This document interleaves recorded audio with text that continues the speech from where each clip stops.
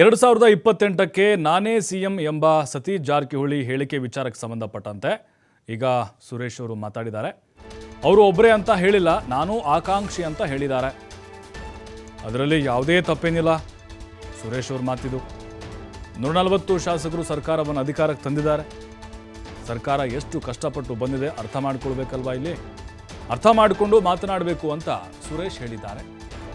ನೋಡಿ, ಇದರಲ್ಲಿ ಅವರ ಅಭಿಪ್ರಾಯನೂ ಇದೆ, ಜೊತೆಗೆ ಈ ಮುಖ್ಯಮಂತ್ರಿ ಸ್ಥಾನ ಅನ್ನುವಂಥದ್ದು ಅವರ ಸಹೋದರ ಡಿ.ಕೆ. ಶಿವಕುಮಾರ್ ಕೂಡ ಪ್ರಬಲ ಆಕಾಂಕ್ಷಿಯಾಗಿದ್ದಾರೆ. ಈ ರೀತಿಯಾಗಿ ಹೇಳಿಕೆ ಕೊಡುವಂಥದ್ದು ಬಹಿರಂಗವಾಗಿ ಸರಿಯಲ್ಲ ಅನ್ನೋದು ಅವರ ಮಾತಿನ ಅರ್ಥ.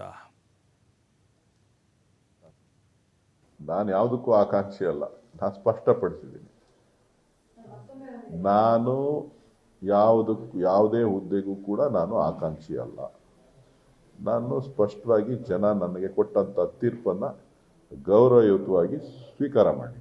ಅವ್ರನ್ನ ನೀವು ಕೇಳಬೇಕು, ಅವ್ರ ಆಕಾಂಕ್ಷಿ ಆಗಿದ್ರೆ ಅವ್ರ ಸ್ವಂತ ವೈಯಕ್ತಿಕ ಅಭಿಪ್ರಾಯ. ಅವರು ನಾಯಕರಿದ್ದಾರೆ, ಒಂದು ಸಮುದಾಯದ ಮುಖಂಡರು. ಸೊ ಅವರು ಕೂಡ ಒಂದಷ್ಟು ಆಸೆ ಆಕಾಂಕ್ಷೆಗಳನ್ನು, ರಾಜಕಾರಣದಲ್ಲಿರ್ತಕ್ಕಂಥವರೆಲ್ಲರೂ ಕೂಡ ಒಂದಷ್ಟು ಆಸೆ ಆಕಾಂಕ್ಷೆಗಳನ್ನು ಇಟ್ಕೊಂಡಿರ್ತಾರೆ. ಅವರೊಬ್ಬರೇ ಮುಖ್ಯಮಂತ್ರಿ ಆಗಬೇಕು ಅನ್ನೋ ಆಸೆ ಇರ್ತಕ್ಕಂಥವರೆಲ್ಲ ಸಾಕಷ್ಟು ಜನ ಇದ್ದಾರೆ. ಸೊ ಹಾಗಾಗಿ ತಪ್ಪಿಲ್ಲ, ತಪ್ಪು ಅಂತ ಹೇಳಲಿಕ್ಕೆ ಆಗೋದಿಲ್ಲ. ನನಗೆ ಗೊತ್ತಿಲ್ಲ ಅದು.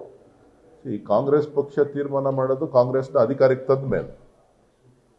ಅಧಿಕಾರಕ್ಕೆ ತರಬೇಕಾದಂಥ ಜವಾಬ್ದಾರಿ 140 ಜನ ಶಾಸಕರ ಮೇಲಿದೆ.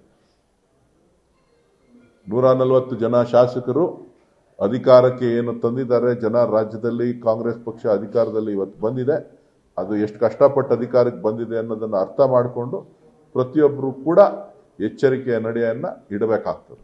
ನಾನು ಯಾವುದಕ್ಕೂ ಆಕಾಂಕ್ಷಿ ಅಲ್ಲ,